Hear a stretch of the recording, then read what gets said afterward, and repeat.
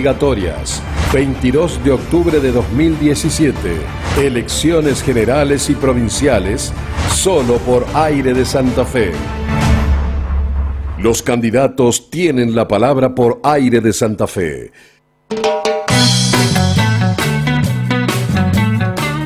Ministro, ¿cómo le va? Buen día. Buen día. ¿Cómo te va, Luis? Bueno, hoy por hoy, digamos que quedan apenas 10 días para enamorar a la gente. Bueno, sí, un gran esfuerzo porque creo que todavía es una elección, las PASOs, que está más en el microclima político y no en el microclima de la gente. Así que tendremos que hacer un gran esfuerzo por llegar mejor, comunicar mejor, seducir mejor. Bueno, y estamos también en un clima de las PASO, ¿no? Las PASO son preselección de candidatos, va a ser una encuesta para todo, ¿no? Creo que todos vamos a llegar de alguna manera con otros, digamos, otros ejes, pero que nos van a permitir enfilar para octubre en esta elección importante que tenemos en Santa Fe. Sí, una evaluación que tiene algo de picardía, porque quizás uno que no pertenece a un partido puede votar en otro partido. Así es. Y hacer que la vara va para un lado o para el otro. Sí, además las desventajas muchas veces de que los partidos que no tienen internas, como por ejemplo Cambiemos, que de manera bastante polémica ha decidido no tener interna, corre con una ventaja de repente con los que tenemos interna, o sea, y por eso las PASOs es una preselección y hay que verlo de esa manera. Hablando de esa preselección, ustedes van a internas con una chica de Rosario. Con María Eugenia Smock, una militante del radicalismo, a la cual la conozco, respeto mucho, es una gran persona. Y de ahí, después se conforman en la cantidad de votos. Dependiendo la cantidad de votos que saquemos, se integrarán después en una sola lista, la lista final del Frente Progresista. De toda manera, hay un piso que exige de votos para poder integrar las listas por minoría, ¿no? Hay que sacar un piso importante, creo que del 25% para poder integrar... El 25% del total que se saque... Del Frente, los votos del Frente. A ver, sacan 100.000, sumando los dos. Sí. Si ustedes, por decirte ustedes, sí, o uno de los dos, para no dar nombres, si no queda mal, saca 81.000, ya el otro no llega porque sacó menos de 25.000. Correcto. Ese es el piso para poder pasar a integrar la lista de la ganadora, digamos. Escuchando a los candidatos, porque el ministro va candidato a diputado nacional. Otros dicen que en esta encuesta, en esta elección, se plantea la continuidad o el cambio. Es decir, el continuar con las políticas del gobierno nacional, pero en eso ha sido muy crítico el ministro Contigiani cada vez que le tocó hablar de algunos temas duros, difíciles, como tiene que ver el tema de las industrias, el tema del cuidado para los trabajadores. ¿Esa es la diferencia? Sí, yo coincido que es esa y que en octubre se juega el país la posibilidad de darle una señal democrática muy fuerte al gobierno en cuanto a un cambio macroeconómico del país que pueda defender a las pequeñas y medianas empresas frente a las importaciones, que recuperemos salario, poder adquisitivo, poder de compra, que nuestra gente no pierda su laburo, que defendamos el empleo, que defendamos, por ejemplo, al sector del mueble de santafesino, que acaba de decir por estos días que está seriamente amenazado por un aumento de las importaciones, que ya llegaron al 101% de importaciones de muebles. ¿Muebles? De muebles. Porque estaban también los chicos de los calzados. Y después está el tema de calzado, donde ya llegamos a 17 millones de pares de zapatos por estos días. ¿De qué? De pares de zapatos importados. Con una caída de ventas del 40%. Esa combinación es fatal. Escuché esta mañana en Santa Fe al ministro Frigerio decir que la economía argentina es una de las más cerradas del mundo. En vez de decir, voy a defender a la industria del calzado, voy a defender esos puestos laborales, voy a trabajar con ello, él dijo, bueno, la economía argentina es la más cerrada del mundo, con lo cual yo tengo que entender que lo que está diciendo el señor Frigerio es que va a confirmar la sospecha que todos tenemos, que van a entregar, van a no defender a los sectores industriales como el calzado, el mueble, textil, autopartes no ligada a la maquinaria agrícola, etcétera, porque consideran ellos que no son viables, consideran ellos que son sectores que hay que reconvertir, que no son, entre comillas, los sectores dinámicos de la economía, y yo creo que está confirmando con esa aseveración esta sospecha que todos tenemos, que no van a defender ese tipo de industria, ese tipo de trabajo, y es un grave error. Yo pongo un ejemplo, Luis, y te pregunto, ¿los limones entraron en Estados Unidos? No, se dijo que sí y se retrocedió. Bueno, ¿y nosotros por qué hacemos entrar la zanahoria como está entrando, por ejemplo? Claro, o lo que estoy viendo acá, este dato que no sabía. Primer semestre de 2015, muebles de madera, 110.265 unidades. Esto en importación. Primer semestre del año 17, 222.626 unidades. 101% el aumento de las importaciones de muebles de madera.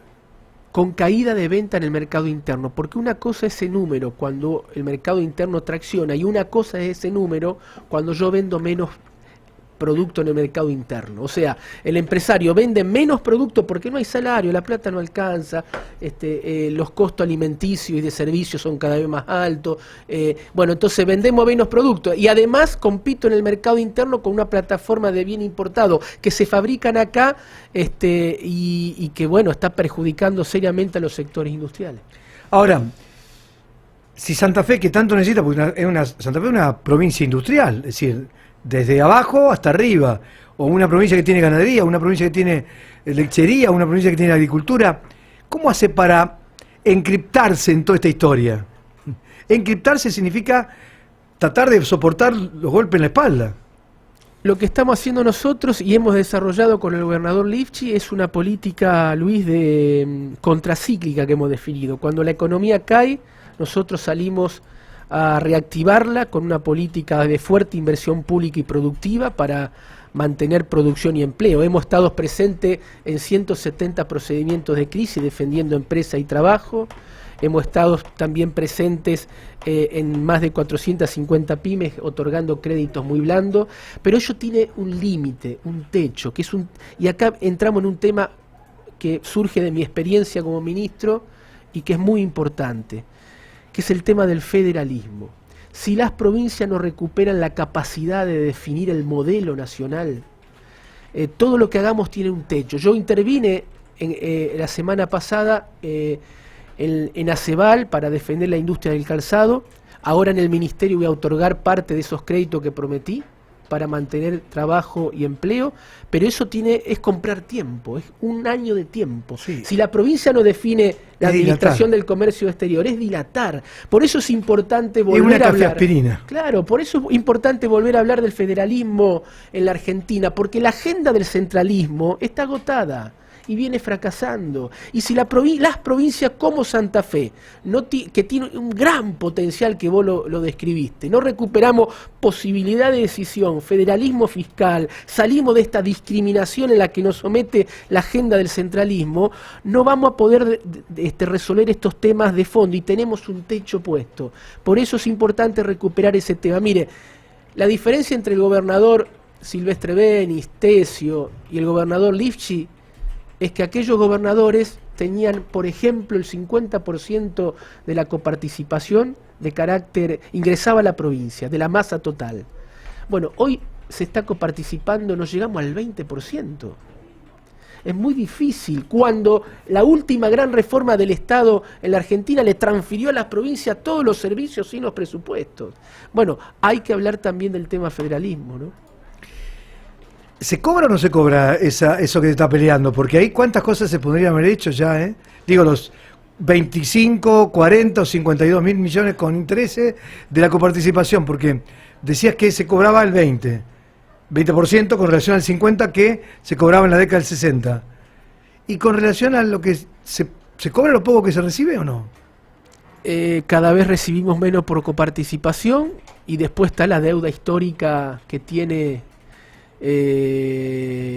histórica porque ya lleva más de 10 años que el gobierno actual tiene que cumplir, que me refiero al fallo de la Corte que obliga a pagar la deuda del Estado Nacional frente al Estado santafesino de casi 50.000 millones de pesos. El gobernador acaba ya de enviarle formalmente la propuesta que hicimos en Santa Fe de pago y estamos esperando una decisión del gobierno nacional al respecto, que no se puede dilatar, que no se puede esperar, porque es una deuda que está exigida por un fallo de la Corte Suprema que le da razón al gobierno de Santa Fe. Además es un recurso económico que está altamente necesitado para seguir trabajando con el Plan ABRE, el Vuelvo a Estudiar, las obras de infraestructura, los fondos de inversión y de promoción productiva. Estamos todos los santafesinos esperando esos recursos. Ministro, a ver, el escenario político tiene hoy una carga muy fuerte que es el tema debido. ¿Cuál es su opinión acerca del tema fueros, no fueros, para los políticos? El tema de ciertos privilegios que tiene, ¿cómo lo analiza usted?